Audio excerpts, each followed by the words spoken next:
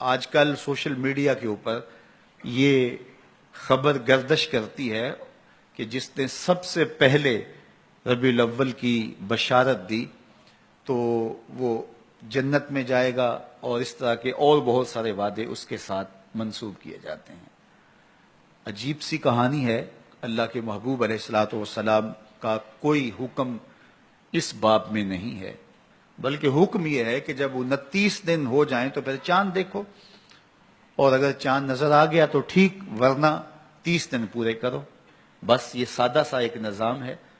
باقی وہ مبارک دن، وہ مبارک لمحے، وہ مبارک مہینے جن کے اندر اللہ تعالیٰ نے خاص برکتیں رکھی ہیں، تو ان سے برکتیں حاصل کرو۔ تو یہ جو ہم ایک وہ بھیڑ چال کے طور پہ یہ شعر ہونا شروع ہو جاتا ہے کہ فلاں مہینے کی جس نے سب سے پہلے خبر دے دی تو اس پر رسول اللہ کی شفاعت واجب ہو گئی۔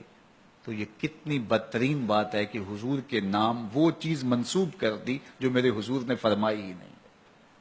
یہ بلکہ فرمایا کہ جس نے میرے اوپر جانتے بوجھتے جھوٹ گھڑا اور میری طرف جھوٹ کو منسوب کیا، وہ اپنا ٹھکانہ جہنم میں تلاش کرے۔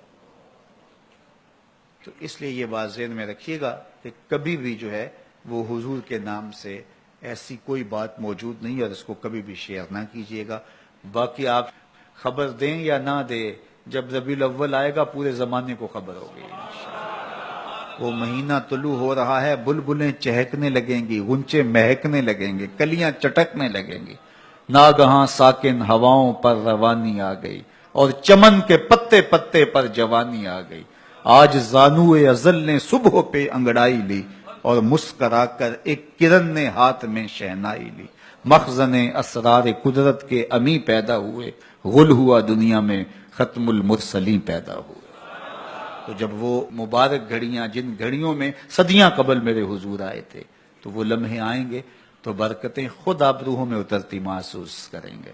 باقی انتظار ضرور کیجئے گا، لیکن ایسی کوئی خبر اور اس طرح کی کوئی حدیث موجود نہیں ہے۔